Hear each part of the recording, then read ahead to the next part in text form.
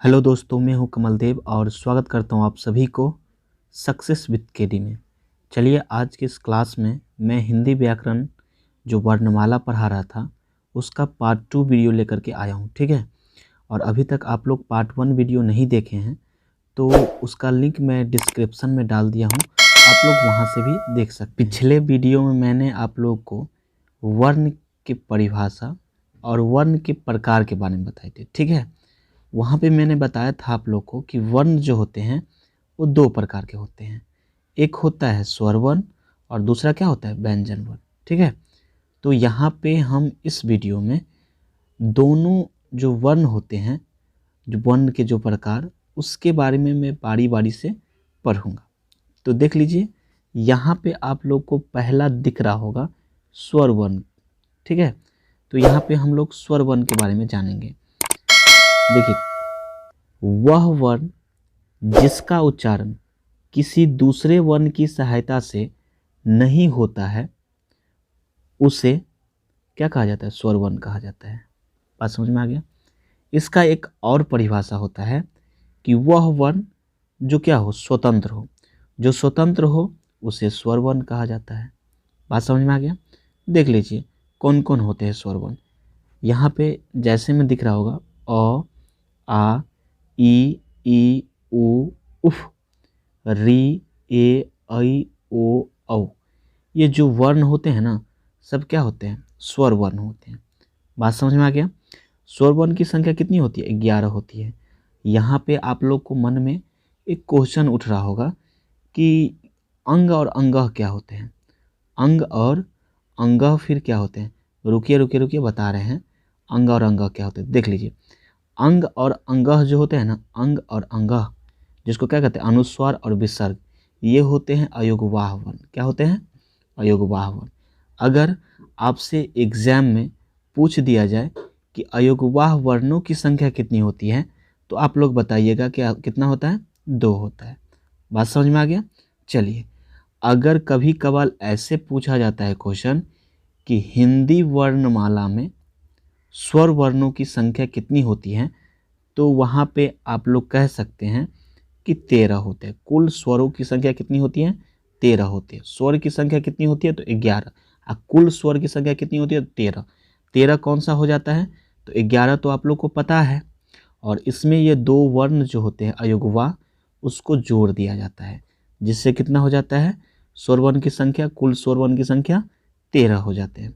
यहाँ तक आप लोग को शायद समझ में आ गया। स्वर वर्णों का वर्गीकरण। ठीक है, चलिए, पहला आपका दिया हुआ है उच्चारण के आधार पर, दूसरा है मात्रा के आधार पर, और तीसरा क्या है, उत्पत्ति के आधार पर, चौथा है होठों के स्थिति के आधार पर, पांचवा है जीभ के प्रयोग के आधार पर, और छठा है जिह्वा पेशियों के तनाव के आधार पर।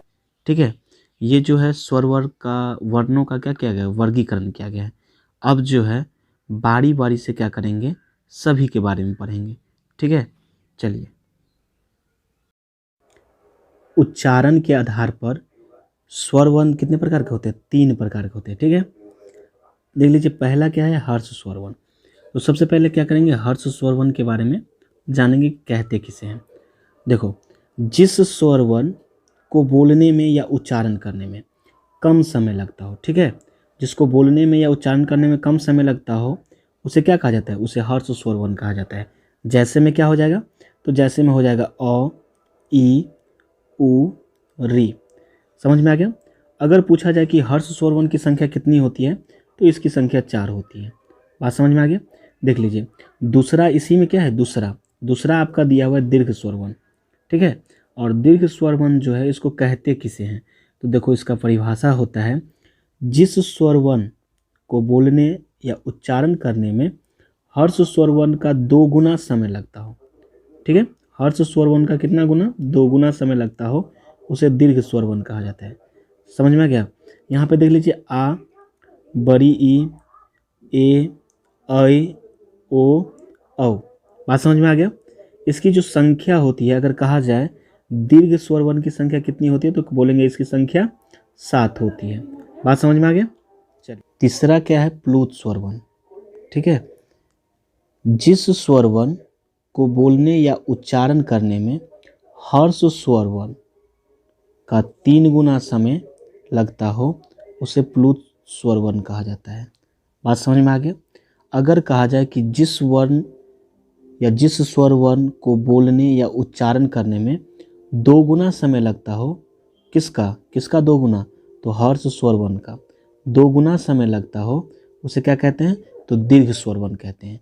अगर हर्ष स्वर वर्ण का 3 गुना समय क्या करने में, तो उच्चारण करने में, किसको, तो स्वर वर्ण को। ठीक है, तो उसे क्या कहेंगे, उसे डायरेक्ट कह देंगे प्लुत स्वर वर्ण। जैसे देखिए ना यहाँ पे दिया हुआ है ना ओम, तो देखो ओम को आप बोलिए ओम, ज़्यादा समय लग रहा है कि नहीं लग रहा है, तो इसीलिए ओम क्या हो जाएगा, ओम जो हो जाएगा आपका, ओम क्या हो जाएगा, प्लुत स्वर वर्ण। मात्रा के आधार पर स्वर वर्ण 2 प्रकार के होते हैं। पहला होता है हर्ष स्वर वर्ण और दूसरा होता है दीर्घ स्वर वर्ण। ठीक है, और दोनों का मैंने परिभाषा बता दिया हूँ, और आप लोग अभी तक परिभाषा को नहीं देखे हैं तो वीडियो को थोड़ा पीछे करके देख लीजिए। ठीक, चलिए। उत्पत्ति के आधार पर स्वर वर्ण 2 प्रकार के होते हैं। पहला होता है हर्ष स्वर वर्ण, इसका दूसरा नाम क्या है, मूल स्वर वर्ण भी कहा जाता है। दूसरा होता है संधि स्वर, जिसे दीर्घ कहा जाता है, गुरु कहा जाता है, और क्या कहा जाता है, बड़ा स्वर कहा जाता है। बात समझ में आ गया। देख लीजिए, बारी बारी से क्या करेंगे, पढ़ेंगे। यहाँ पे तो मैंने हर्ष स्वर वर्ण का तो परिभाषा बता दिया हूँ। आगे देख लेते हैं छोटा कौन है, तो छोटा हुआ संधि। तो संधि स्वर का परिभाषा देखो क्या है, कि 2 स्वर वर्णों के मेल से जो वर्ण बनते हैं उसे क्या कहा जाता है, संधि स्वर कहा जाता है। ठीक, आगे देख लेते हैं। जैसे में दिया हुआ है यहाँ पे क्या दिया हुआ है, आ, तो आ देख लो कि 2 स्वर वर्ण के मेल से बनता है कि नहीं, अ प्लस अ मिल करके क्या बन गया, आ बना ना। तो अ क्या है, दोनों क्या है, स्वर वर्ण है, और दोनों स्वर वर्ण के मेल से क्या बन रहा है, आ बन रहा है। ये भी तो स्वर वर्ण है, लेकिन 2 वर्णों के मेल से बन रहा है ना, तो इसीलिए इसको क्या कह सकते हैं, आ को क्या कहेंगे, संधि स्वर कहेंगे। बड़ी ई छोटी ई मिल करके बनता है ई प्लस ई, तो क्या होता है, बड़ी ई हो गया ना। तो आगे देख लेते हैं, ऊ हो गया, ए हो गया, ए ऐ हो गया, ओ हो गया, औ हो गया। तो इसकी संख्या कितनी होती है, 7 होती है। जैसे दीर्घ स्वर वर्ण की संख्या कितनी होती थी, 7, उसी प्रकार संधि स्वर वर्ण का भी संख्या कितना होता है, 7, दोनों सेम होता है। संधि स्वर वर्ण 2 प्रकार के होते हैं। पहला है मूल दीर्घ स्वर और दूसरा क्या है, संयुक्त स्वर। ठीक, बारी बारी से क्या करेंगे, दोनों के बारे में पढ़ेंगे। पहला दिया हुआ है मूल दीर्घ स्वर। ठीक है, तो देखो यहाँ पे कहते किसे, 2 समान वर्णों के मेल से जो वर्ण बनते हैं उसे मूल दीर्घ स्वर कहा जाता है। ठीक, यहाँ पे देख लीजिए, अ प्लस अ मिलकर क्या बन गया, आ, ई प्लस ई मिलकर के क्या बन गया, बड़ी ई, ऊ प्लस ऊ मिलकर के क्या बन गया, बड़ी ऊ कहो या उह कहो।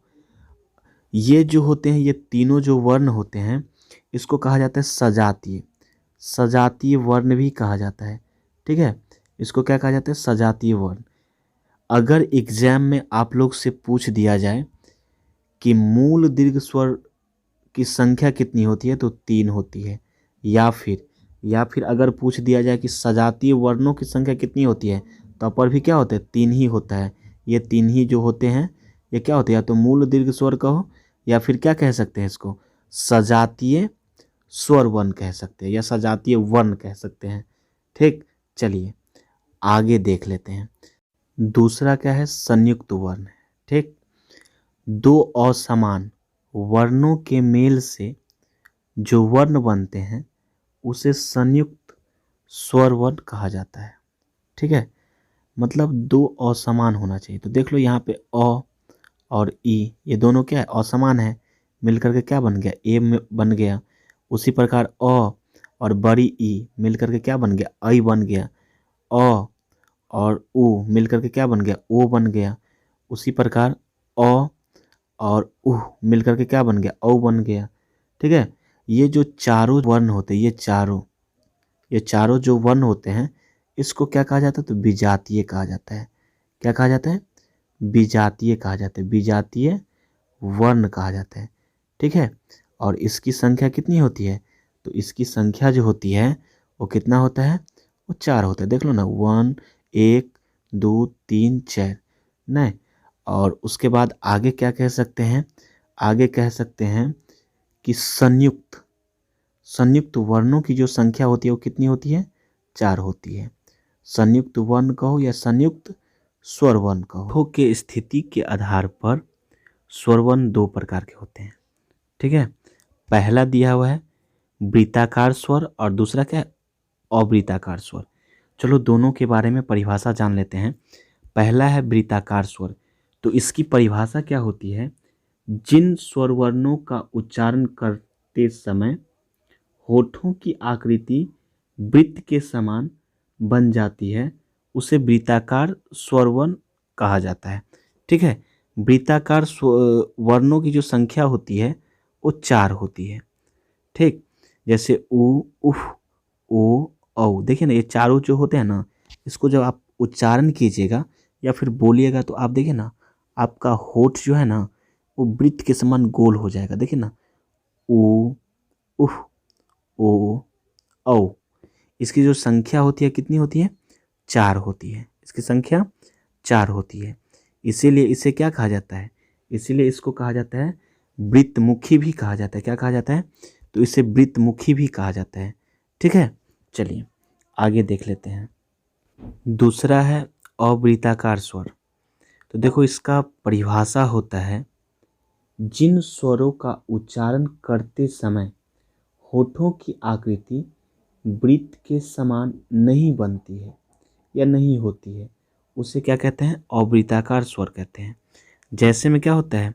जैसे में हो जाता है अ, आ, ई, री, ए, ऐ। तो इसे क्या कहते हैं? अवृत्ताकार स्वर कहते हैं। और इसकी जो संख्या होती है कितनी होती है? तो इसकी संख्या जो होती है वो होते हैं कितना? 7 होते हैं। कितने होते हैं? 7 होते हैं। देख लीजिए ना, यहाँ पे दिया हुआ है ना, ये जो दिया हुआ है क्या दिया हुआ? अवृत्ताकार स्वर दिया हुआ है। जीभ के प्रयोग के आधार पर स्वर वर्ण 3 प्रकार के होते हैं। पहला होता है अग्र स्वर, दूसरा होता है मध्य स्वर और तीसरा क्या होता है? पश्च स्वर। यहाँ पे देख लीजिए, आगे वाला जो भाग होते हैं ये जीभ का, इसको कहते हैं अग्र भाग। बीच वाला जो भाग होता है इसको क्या कहते हैं? मध्य भाग। और ये लास्ट वाला जो भाग होता है इसको क्या कहते हैं? पश्च भाग। तो यहाँ पे देख लीजिए कि अग्र भाग में क्या कह सकते हैं कि जिस स्वर वर्ण को उच्चारण करने में जीभ के आगे का भाग आगे के भाग से बोला जाता हो, जीभ के आगे के भाग से। जैसे में क्या होता है? ई, बड़ी ई, री, ए, ऐ। ये सब जो आप बोलते हैं ना वो आगे वाला जीभ का पार्ट से बोला जाता है। ठीक है, जिस कारण इसको क्या कहते हैं? अग्र स्वर कहते हैं। और इसकी संख्या जो होते हैं वो कितना होता है? 5 होता है। अग्र स्वर की संख्या कितने होते हैं? 5। और मध्य स्वर केवल एक ही होता है, जो क्या होता है? अ होता है। और ये कहाँ से बोला जाता है? तो मध्य भाग से, जीभ के मध्य भाग से बोला जाता है, जिस कारण इसको क्या कहा जाता है? मध्य स्वर कहा जाता है। तो मध्य स्वर की संख्या कितनी होती है? 1 होती है। आगे देख लीजिए, आगे क्या दिया हुआ है? तो आगे दिया हुआ है पश्च स्वर। पश्च स्वर मतलब पीछे से बोला जाता है। जैसे में क्या सब हो जाएगा? आ, उ, उफ, ओ, औ। तो इसकी संख्या कितनी होती है? तो इसकी भी संख्या कितनी होती है? तो इसकी भी संख्या कितनी होती है? तो इसका भी संख्या 5 होता है। पश्च स्वर का संख्या 5 होता है और अग्र स्वर का संख्या भी कितना होता है? 5 होता है। लेकिन मध्य स्वर का संख्या केवल 1 होता है। बात समझ में आगे है जिह्वा पेशियों के तनाव के आधार पर स्वर वर्ण 2 प्रकार के होते हैं।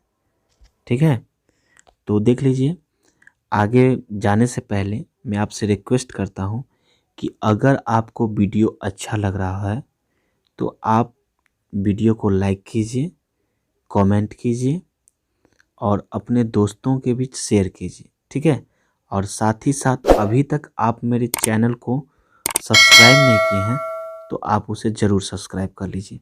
देखिए, यहाँ पे जिह्वा पेशियों के तनाव के आधार पर वर्ण जो होते हैं कितने प्रकार के होते हैं? स्वर वर्ण 2 प्रकार के होते हैं। पहला होता है शिथिल और दूसरा क्या होता है? कठोर। शिथिल का मतलब क्या होता है समझ लीजिए। शिथिल मतलब जिस वर्ण को बोलने में आसानी से जिसे बोला जाता हो, मतलब जीभ पे ज़्यादा जोर नहीं दिया जाता हो, ज़्यादा तनाव नहीं दिया जाता हो, तो उसे क्या कहते हैं? शिथिल। शिथिल कहा जाता है। जैसे में क्या सब हो जाएगा? अ, छोटी ई, उ। तो ये होते हैं क्या? ये होते हैं शिथिल। शिथिल शिथिल स्वर वर्ण होते हैं। इसकी संख्या कितनी होती है? तो इसकी भी संख्या कितनी होती है? तो 3 होती है। ठीक है। और आगे देख लो, आगे क्या है आपका? तो आगे है कठोर। तो कठोर देख लो, मतलब जिसे बोलने में, कठोर कहने का मतलब क्या?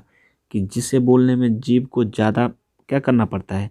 मेहनत करना पड़ता है, मतलब ज़्यादा जोर लगाना पड़ता है। जैसे देख लीजिए आ, ई, ऊ। तो ये सब जो होते हैं, ये सब क्या होते हैं? ये सभी जो होते हैं, ये क्या होते हैं? तो ये होते हैं कठोर स्वर वर्ण होते हैं। बात समझ में आ गया? चलिए, तो आज के लिए बस इतना ही। Thank you so much for watching this video.